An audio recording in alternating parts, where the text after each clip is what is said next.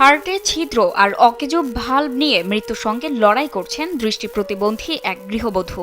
অপারেশনের জন্য প্রয়োজন প্রায় ৮ থেকে ৯ লাখ টাকা।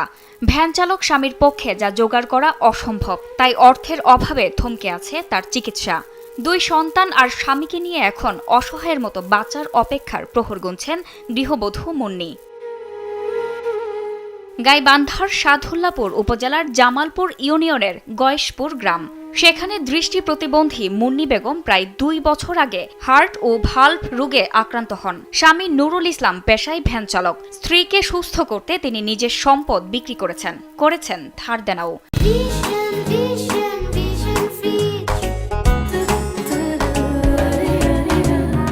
বিভিন্ন চিকিৎসা কেন্দ্র সহ সবশেষে ঢাকায় চিকিৎসা নিয়েছেন। সেখানে চিকিৎসকরা দ্রুত অপারেশনের পরামর্শ দেন। এতে প্রয়োজন প্রায় ৮ থেকে ৯ লাখ টাকা। এর আগে দীর্ঘদিন চিকিৎসা করাতে প্রায় ৯ লাখ টাকা খরচ হয়েছে। এখন পরিবারটি সম্পূর্ণ নিঃস্ব। টাকার অভাবে বন্ধ রয়েছে চিকিৎসা।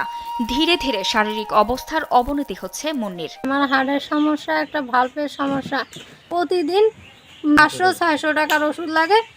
আমি বাঁচতে চাই, আমাকে সবাই সহযোগিতা করে। আমার স্ত্রী দীর্ঘদিন যাবৎ অসুস্থ, অনেক ডাক্তারের কাছে গেছি, যার পরে কোনো ফলপ্রসূ না হতে দেখুন ন্যাশনাল হার্ট ফাউন্ডেশনে নিয়ে যায়। ওখানে যা পরীক্ষা নিরীক্ষার পরে জানতে পারি তার একটি হার্ট ফোড়া এবং একটি ভাল্ব অকেজো হয়ে গেছে। ডাক্তার বলছে অপারেশন করতে হবে যত দ্রুত পারেন।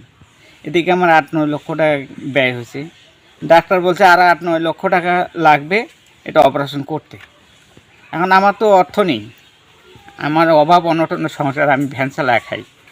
যদি কোনো দাতা সংস্থা, দানশীল ব্যক্তি থাকে তা আমার স্ত্রীর জন্য একটু সহায়তা করে।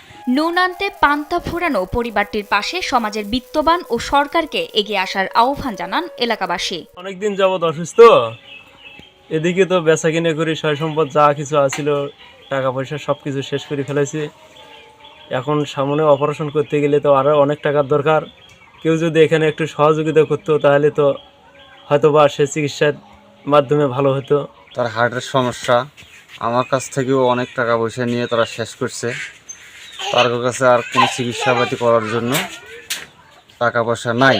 অনলাইনে আবেদন করলে সহযোগিতা পাবেন পরিবারটি। এর পাশাপাশি রোগী কল্যাণ সমিতি থেকেও সহযোগিতার আশ্বাস দেন উপজেলা সমাজ সেবা কর্মকর্তা। আপনাদের মাধ্যমে আমরা অবগত হয়েছি। সেক্ষেত্রে আমাদের পরামর্শ হচ্ছে, যেহেতু এককালীন আর্থিক অনুদান আছে যে জন্মগত হৃদরোগের ক্ষেত্রে, সেক্ষেত্রে উনি অনলাইনে আবেদন করলে আমরা এই বিষয়টি সক্রিয় বিবেচনায় দেখব। একই সাথে যেহেতু তিনি ভালভের সমস্যায় ভুগছেন, সেক্ষেত্রে আমরা রোগী কল্যাণ সমিতি থেকে তাকে সার্বিক সহযোগিতা করব ওষুধপত্র এগুলো দিয়ে। আর আরেকটি বিষয় যেটি, উনি একই সাথে প্রতিবন্ধী, উনি অনলাইনে যদি প্রতিবন্ধী ভাতার জন্য আবেদন করে থাকেন, ওনাকে আমরা শতভাগ প্রতিবন্ধী ভাতার আওতায় নিয়ে আসবো। দৃষ্টি প্রতিবন্ধী এই গৃহবধূর চোখে এখন একটাই স্বপ্ন, আরো কিছুদিন সন্তানদের পাশে থাকা। প্রয়োজন কেবল মানুষের সহানুভূতি আর আর্থিক সহায়তা। জান্নাতুল ফেরদৌস, কালবেলা।